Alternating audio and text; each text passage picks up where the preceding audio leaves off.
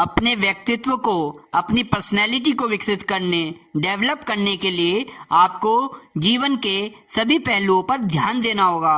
आपके विचार कैसे हैं, आपका चीज़ों को देखने का नज़रिया कैसा है, आपके बोलने का तरीका कैसा है, आपका व्यवहार कैसा है, आपके खाने पीने चलने का तरीका कैसा है, आप अपनी बात को दूसरों तक सही शब्दों का यूज करते हुए सही तरीके से पहुंचा पाते हैं या नहीं, वो भी बिना किसी डर के। चाहे आप किसी भी भाषा में अपनी बात दूसरों तक पहुंचा रहे हो। बैठने का भी एक तरीका होता है, चलने का भी एक तरीका होता है, बात करने का भी एक तरीका होता है, एक डेकोरम होता है, काम करने का भी एक डेकोरम होता है, लाइफ के हर पार्ट में एक डेकोरम होता है। इसको आप डेकोरम कह लो, सदाचार कह लो, शिष्टाचार कह लो, मैनर्स कह लो, शालीनता कह लो, एटिकेट्स कह लो। हर दिन इन चीज़ों को ऑब्जर्व करो, इनका निरीक्षण करो और हर दिन इनको ठीक करो। हर दिन ऑब्जर्व करो और अपने आप को बेस्ट करो। इसका फ़ायदा, इसका रिवॉर्ड आपको आगे लाइफ में मिलेगा। अगर आप इन चीज़ों को ठीक नहीं करते तो कभी ना कभी इंसान जीवन में इतनी मार खाता है और कहता है कि भाई छोटी सी बात के लिए इतना नुकसान, इतनी सज़ा, इतना पनिशमेंट मिल गया, जरा सी बात थी मैंने ठीक नहीं किया। कहते भी हैं एक छोटा सा पल बदल दे जीवन की परिभाषा। हमारा जीवन पारस है, एक कल्प वृक्ष है। आप जो भी चाहे इस जीवन को बना सकते हैं, लेकिन बनाना तो आपको ही पड़ेगा। आप ही बनाएंगे तभी बनेगा। अपनी साधना आप कीजिए। साधना का भी मतलब भी समझ लीजिए। खुद को साध लेना मतलब जीवन साधना का अर्थ है अपने समय को, अपने टाइम को, अपनी एनर्जी को, अपने श्रम को, अपने साधनों को मतलब अपने रिसोर्सेज का कण कण उपयोगी दिशा में नियोजित करना, उन्हें उपयोगी दिशा में लगाना। और भाव साधना का अर्थ है अपनी अंतरात्मा के महत्तम भाव स्थल को उच्च सत्ता के साथ संबंधित करना। दोनों परस्पर एक दूसरे से संबंधित हैं। इमोशनली रूप से खुद को मजबूत बनाना। साधना का पूरा नाम है जीवन साधना। जीवन को सुव्यवस्थित बनाना, जीवन को आत्म परिष्कार और लोक मंगल के पुण्य परमार्थों से खुद को जोड़ना और अपनी लाइफ को हर प्रकार से धन्य धन्य बनाना है।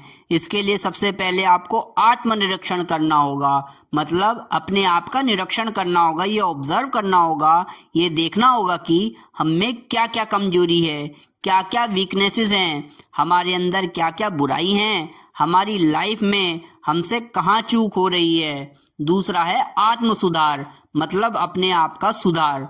जो भी हमारे भीतर कमियां हैं, जो भी वीकनेसेस हैं, जो भी बुराइयां हैं, जो भी बैड हैबिट्स हैं, उनको दूर करना। तीसरा है आत्मनिर्माण, मतलब अपने आप का निर्माण।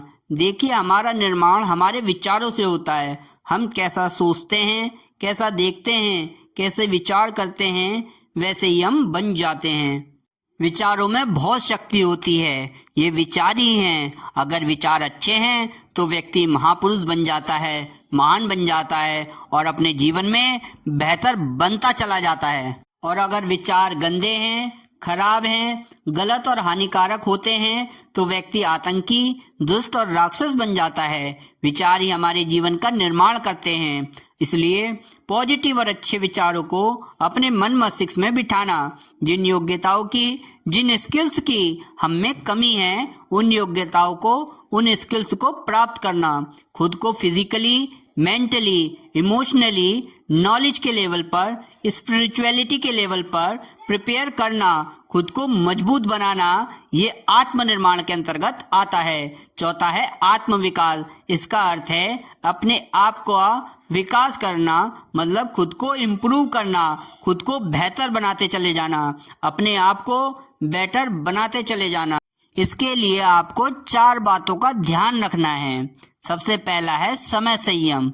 समय संयम का मतलब है अपने समय को, अपने टाइम को सही और उपयोगी चीजों में लगाना, एक एक क्षण का सदुपयोग करना, अपने समय को वेस्ट नहीं करना, समय संयम कहलाता है।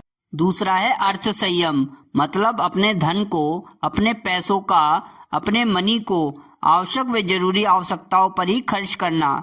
अपने पैसों को फालतू खर्चों व अनावश्यक खर्चों से बचाना ही अर्थ संयम है। और भविष्य के लिए बचत करना अर्थ संयम के अंतर्गत आता है।